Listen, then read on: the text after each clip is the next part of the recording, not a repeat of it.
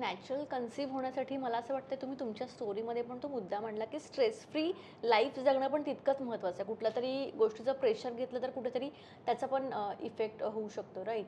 आणि बरेच वेळा काय होतं, की तुमच्याकडे जेव्हा पेशंट्स येतात, ज्यांना बेबी कन्सीव्ह होण्यासाठी प्रॉब्लेम होतो, तेव्हा त्यांचं असं म्हणणं असतं, की आम्ही खूप प्रयत्न करतोय पण बेबी होत नाही. मग ते इमॅजिन करूनच आलेले असतात, की मला त्या ट्रीटमेंट्सच घ्यावे लागणार आहेत. पण तुम्हाला ते कळतं, की प्रत्येकाला त्या ट्रीटमेंटची गरज आहे, की काही किरकोळ काही प्रॉब्लेम आहे. तर तुम्ही कशावरून ते ठरवता, की यांचा प्रॉब्लेम इतका मोठा नाहीये, यांना नॉर्मल गोळ्या औषधं देऊन होऊ शकतं किंवा हे नॅचरली कन्सीव्ह पण करू शकतात. हे तुम्ही कोणत्या बेसवर ठरवता? So very good question. I always tell की जे पण कपल प्रेग्नन्सी प्लॅनिंग किंवा आता प्रेग्नन्सीचा केवळ विचार करताय, ज्यांनी अजून स्टार्टही नाही केलेलं, त्यांनी प्रथम डॉक्टरांकडे प्री कन्सेप्शनल काउन्सिलिंगसाठी यावं आणि एका फर्टिलिटी एक्सपर्टकडे यावं. कारण आपण काय करतो त्याच्यामध्ये, पहिला प्रथम कपल्स फिट आहे की नाही, त्यांच्यात काही गडबड तर नाही ना, कारण चेहरा बघून काहीच कळत नाही की शरीरात काय चाललंय. बरोबर. आता माझ्याकडे दोन्ही स्पेक्ट्रमचे पेशंट असतात. म्हणजे अगदी माझ्याकडे 35-37 40 वयात पण आलेल्या बाया ज्यांच्याकडे अंडे भरपूर आहेत आणि त्यांना आम्ही नॅचरल प्रेग्नन्सी दिलेली आहे.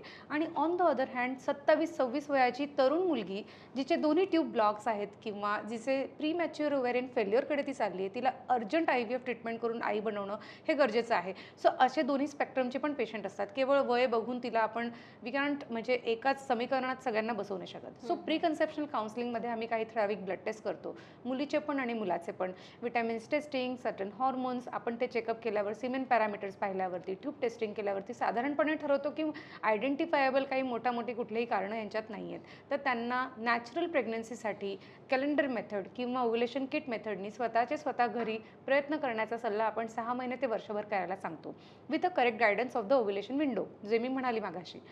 पण जर कपल वयस्कर असेल, आईचं वय म्हणजे 35च्या वर झालेलं आहे आणि लग्न नुकतंच झालंय, तरी देखील आपण त्यांना प्रेग्नन्सी नॅचरली कन्सीव्ह करण्यासाठीच हेल्प करतो.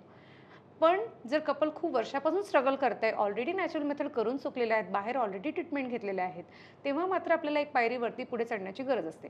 सो आपल्याला तिचे फाईल बघून, ज्यांनी ऑलरेडी काही ट्रीटमेंट घेतल्या आहेत का, त्याच्यामध्ये नेमका कुठे अडथळा सापडलेला आहे, ते त्यांचे ब्लड रिपोर्ट्स किंवा त्यांचे सोनोग्राफी पॅरामीटर्स बघून आम्ही ठरवतो. आणि त्याच्यानुसार पेशंटला एक पायरी पुढची, दुसरी पायरी पुढची, असे स्टेप बाय स्टेप पुढचे ऑगमेंटेशन इन द ट्रीटमेंट देतो.